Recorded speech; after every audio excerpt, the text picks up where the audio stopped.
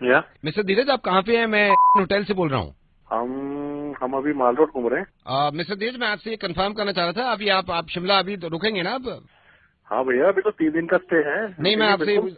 नहीं, मैं आपसे ये पूछ रहा था, नहीं, मैं आपसे ये पूछ रहा था, आप रात को वापस आएंगे क्या? होटल में स्टे करेंगे? रात को वहीं रुकूंगा होटल में, मैंने अभी चेकआउट थोड़ी ना किया है। यार, मैं वो रूम नंबर 422 में है ना आपका? हाँ हाँ, 422 में ही हूँ। एक सेकंड रुकिए। इधर आ। सुन, अब वो कह रहे हैं रात में होटल में आकर रुकेंगे। क्यों नहीं तूने रजाइयाँ धो के रखी? Sorry sir. क्या नहीं, क्या क्या, क्या हो क्या गया? सॉरी? अब मैं उनसे बात करूं, उनसे लड़ूं मैं? हेलो। ये सर हाउस कीपिंग का बंदा है हमारे होटल का। आपके रूम अच्छा में सुबह सुबह इसने बेडशीट हटाई होंगी, अच्छा। रजाइयाँ भी हटाई हैं। अब इसने रजाई धोने को डाल दी, अब स्पेयर में कोई रजाई है ही नहीं हमारे पास। क्या करें आप, वो बताएं यार। सर एक दिन के लिए बोल दो, अगर बिना रजाई की हो जाए तो। एक दिन के लिए बोल सर, एक दिन आप बिना रजाई के एक रात आप फैमिली के साथ स्टे कर लेना। मैं इसको कल मैथ्स की क्लास लगाऊंगा। पागल हो गया क्या तुम? क्या घर में मारेगा क्या हमें? नहीं तो सर, एक रात की बात है, सिर्फ एक रात की बात है। ठंड भी तो देख कितनी हो रही है, एक रात की बात है, बिना रजाई के कैसे रुकेंगे? बस सर, यहीं पे आप रुकिएगा प्लीज। क्या नाम है आपका?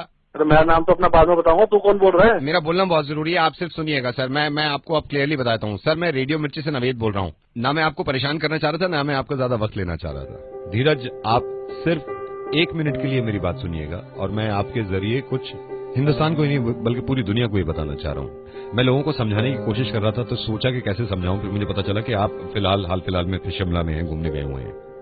शिमला के होटल के अंदर, जो कि रूम टेम्परेचर ज्यादा नहीं होता, वहां भी बिना रजाई के एक रात गुजार नहीं सकते हम। सोचिए जरा, एक रात के लिए अगर सोते हुए हमारे ऊपर से कोई लिहाफ खींच दे या रजाई हटा दे, तो कैसी बेचैनी से रात गुजरेगी। बौखला जाएंगे हम, पागल हो जाएंगे।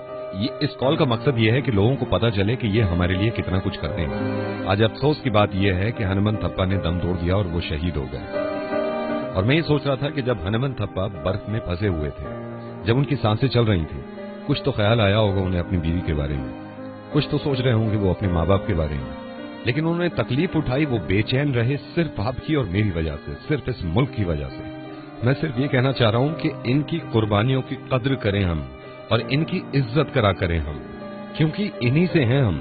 सही कहा नावेद। इत्तेफाक से हमारी दिल्ली में ज्यादा ठंड पड़ी नहीं है, उसके बावजूद रात को 1 बजे आप अपनी गाड़ी से निकले, अपना शीशा नीचे करके सिर्फ अपना हाथ बाहर निकालिएगा, तो आपको एहसास होगा कि एक इंसान अपने मुल्क के खातिर, अपने लोगों के खातिर बर्फ के नीचे दब जाता है, मुल्क के लिए शहीद हो जाता है। ये सोचिए जरा, आपके बच्चे अगर थोड़ी देर के लिए स्वेटर पहने बिना, जैकेट पहने बिना आंगन में निकल जाएं, कहीं बाहर सड़क पे चले जाएं, तो कितना घबरा जाते हैं हम, फौरन चिपटा लेते हैं कि ठंड है। जब तक हनुमंत थप्पा 6 दिन तक नहीं मिले थे, क्या गुजर रही होगी इनकी माँ पे, क्योंकि उनको मालूम था कि वो बर्फ में है। और प्लीज, ये मेरी आपसे गुजारिश है, मैं इस तरह कहता नहीं हूं, कि इस मैसेज को आप दूसरों तक जरूर पहुंचाइएगा। हो सकता है कि शायद उनकी नजर में और ज्यादा इज्जत बढ़ जाए, जो लोग नहीं समझते कि हमारे जवानों की कितनी कुर्बानियां हैं हमारे लिए।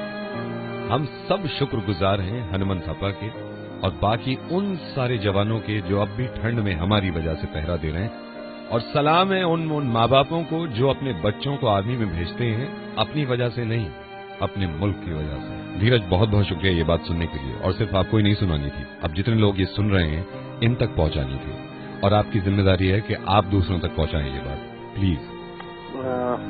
मैं सलूट करता हूँ हनुमंत थप्पा को, जिसने हम लोगों की वजह से अपनी जान दे दी और शहीद हो गया, और उनके साथ उन बाकी सोल्जर्स को भी जो उनके शहीद हुए।